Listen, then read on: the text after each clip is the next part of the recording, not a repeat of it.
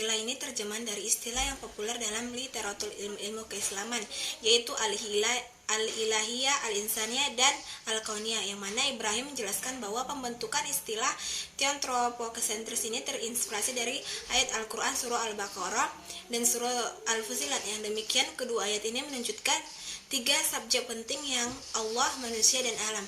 Dari sinilah kemudian dirumuskan istilah al-ilahiyah, al-insaniyah, dan al-kauniyah, yang mana ungkapan ini tentu sepadan dengan istilah teantropokesentris, yang mana terdiri dari kata theo, antropo, eko, dan sentris.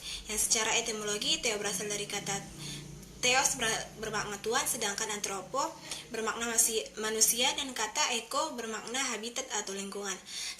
Sementara sentris artinya pusat. Berdasarkan arti etimologi masing-masing kata di atas, maka secara bahasa teantropokesentris ini dapat diartikan sebagai yang berpusat pada Tuhan, manusia, lingkungan.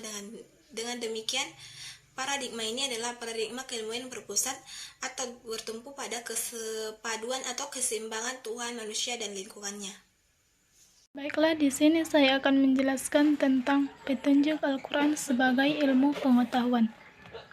Opini Al-Quran dan ilmu pengetahuan, Empu Nasar mengatakan bahwa Islam adalah hidayah Allah, agama semua nabi, dan kitab suci Al-Quran adalah sumber utama ajaran Islam yang dianut oleh hampir seperempat penduduk dunia hari ini. Tidak ada satu buku dan kitab yang paling banyak dibaca dan dihafal di seluruh dunia serta dikaji berbagai perspektif keilmuan melebihi Al-Quran.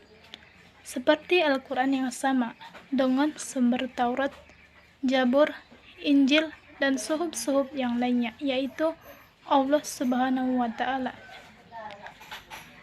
Al-Quran menyuruh manusia belajar dari sejarah dan mengambil perbandingan dari kejayaan dan kejatuhan umat-umat terdahulu dalam rangka menghadapi masa depan.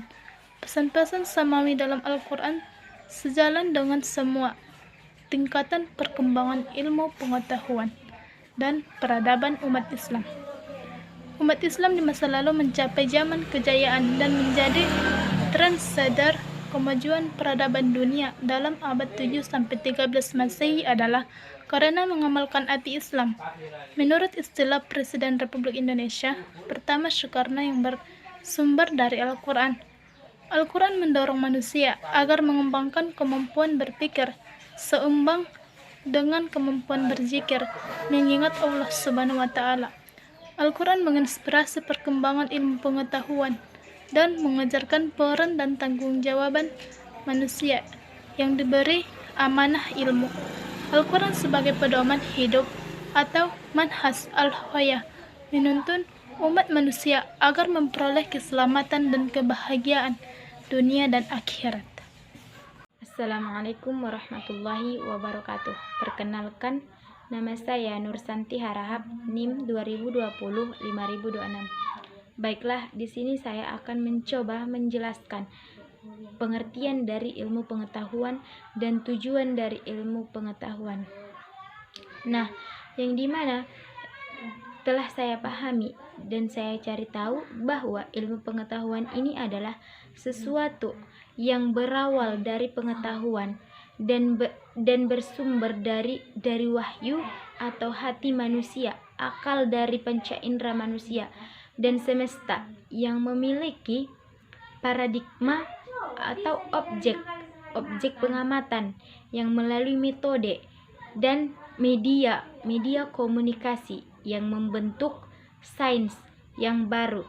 Dan ilmu pengetahuan ini bertujuan supaya manusia memahami dan mempunyai pengetahuan semesta untuk memanfaatkannya dan menemukan jati dirinya, untuk menggali potensi atau menggali karya yang dimiliki oleh seseorang.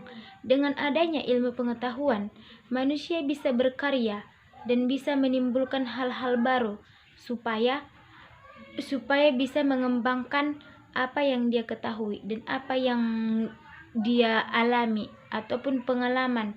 Dengan adanya ilmu pengetahuan ini, kita bisa mencapai atau kita bisa menggali potensi diri kita dan mengembangkannya.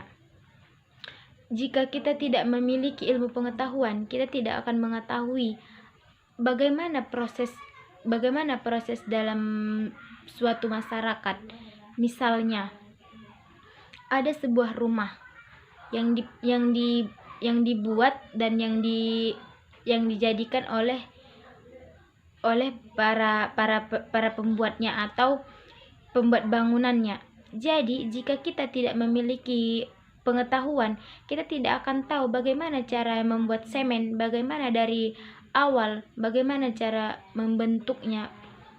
Dengan adanya ilmu pengetahuan, kita bisa menggali ilmu-ilmu yang ada pada diri kita.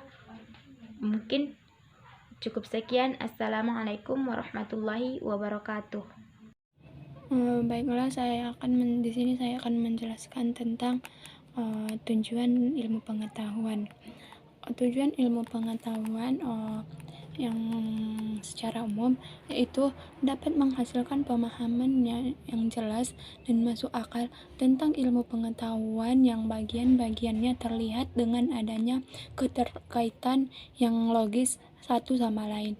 Mungkin cukup sekian, saya wabillahi taufiq wal hidayah. Wassalamualaikum warahmatullahi wabarakatuh.